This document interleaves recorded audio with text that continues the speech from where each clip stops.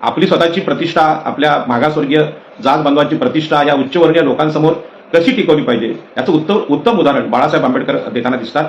जनतेमध्ये जे आज वातावरण केलेलं आहे की भाजपला हरवण्यासाठी सगळ्यांनी लढलं पाहिजे, परंतु भाजपला हरवण्यासाठी काँग्रेसच्या सोबत एकत्र आलं पाहिजे ही चर्चा होते, परंतु ती भाषणं तुम्ही बघितलीत तर त्या भाषणामध्ये आम्ही ओबीसीना, एससी एसटीना आणि स्त्रियांना ह्यावेळी उमेदवारी देणार आहोत अशा प्रकारचं वक्तव्य काँग्रेस किंवा त्यांच्या मित्रपक्षांकडून ऐकायला मिळत नाही. तर पुन्हा पुन्हा आम्ही ब्राह्मण, क्षत्रिय, वैश्य यांनाच ती उमेदवारी देऊ अशा प्रकारचं वातावरण आहे.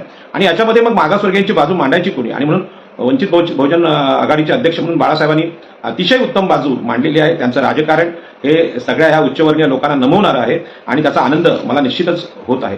आणि म्हणूनच मी आपल्या लोकांना एक प्रश्न विचारू इच्छितो की राजकीय सत्तेच्या बद्दल मागासवर्गीयांना खूप सारे गैरसमज आहेत आणि राजकारण हे आपलं क्षेत्र नाही, तर ते सतत मराठा ब्राह्मणांचेच मुख्यमंत्री महाराष्ट्रात यावे.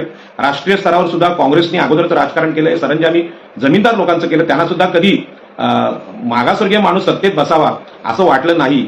केवळ योजना राबवणं म्हणजे काय भीक देणं नव्हे, तर आम्हाला आमचा सत्तेतला वाटा भेटला पाहिजे असं काँग्रेसलाही कधी वाटलं नाही आणि भाजपलाही कधी वाटण्याचा प्रश्नच नाही. त्यांनी तर जे तत्वज्ञान मांडलेलं आहे ते फार वेगळं आहे, ते आपल्याला शूद्र अतिशूद्रच समजतात, त्यामुळे त्यांच्याकडून ती अपेक्षा नाही. आणि म्हणून इथे हे सगळं ऐकणाऱ्या लोकांना माझा प्रश्न आहे की राजकारण हे नक्की कशासाठी, म्हणजे ब्राह्मण, क्षत्रिय, वैश्य यांची सत्ता आपल्याला सगळ्यांना माहित आहे, म्हणजे ती पेशवाईच्या काळातली असेल किंवा अन्य कुठल्या यातली असेल, ती सत्ता उपभोगाची सत्ता आहे. म्हणजे स्वतः आपल्याला कसं काय सुखाने जगता येईल, मजा कशी करता येईल, आपल्या घराण्यांची सत्ता कशी राहील, आपल्या क्षत्रिय जमातीची सत्ता कशी राहील, ब्राह्मण वंशश्रेष्ठत्वाची सत्ता कशी राहील आणि वैश्य या व्यापाऱ्यांची म्हणजे मनुस्मृतीच्या सुपुत्रांची सत्ता देशात कशी राहील आणि ती सत्ता इतरांच्या हातात कधी जाणार नाही याची काळजी घेत जे राजकारण संविधानपूर्व काळामध्ये आम्ही अनुभवलं आणि तेच राजकारण आता आम्ही स्वातंत्र्यानंतर सुद्धा अनुभवत आहोत. आणि म्हणूनच राजकीय सत्ता ही मागासवर्गीय जातींना म्हणजे ओबीसी, एससी, एसटी आणि शूद्र समजलेल्या किंवा स्त्रिया यांना सामाजिक न्याय देण्यासाठी, आर्थिक न्याय आणि राजकीय न्याय देण्यासाठी आहे की उपभोगाची सत्ता आहे, हा प्रश्न मी आपल्याला विचारतो. आणि म्हणून उपभोगाची सत्ता ज्यांनी केली किंवा वापरली ते ब्राह्मण, क्षत्रिय, वैश्य हे खरे राजकीय विरोधक आपले कायम आहेत, पूर्वी होते, आताही आहेत. आणि या अर्थाने ओबीसी किंवा एससी एसटी किंवा स्त्रिया ज्या लोकसभेला उभे राहतील त्यांनी स्वतःला प्रश्न विचारला पाहिजे की लोकसभेत मी जाणार आहे तो या देशामध्ये मागे पडलेला जो न्याय आहे, सामाजिक न्याय आहे, तो नाकारलेला न्याय, तो न्याय देण्यासाठी जाणार आहे की स्वतःचं वैभव, स्वतःची संपत्ती वाढवण्यासाठी जाणार आहे, हा प्रश्न आपण स्वतःला विचारला पाहिजे. आणि या अर्थाने आदरणीय बाळासाहेब आंबेडकर हे सगळ्या समस्त मागासवर्गीयांचं नेतृत्व करतात असं मला वाटतं आणि त्याचा प्रत्यक्ष अनुभव मी घेतलेला आहे.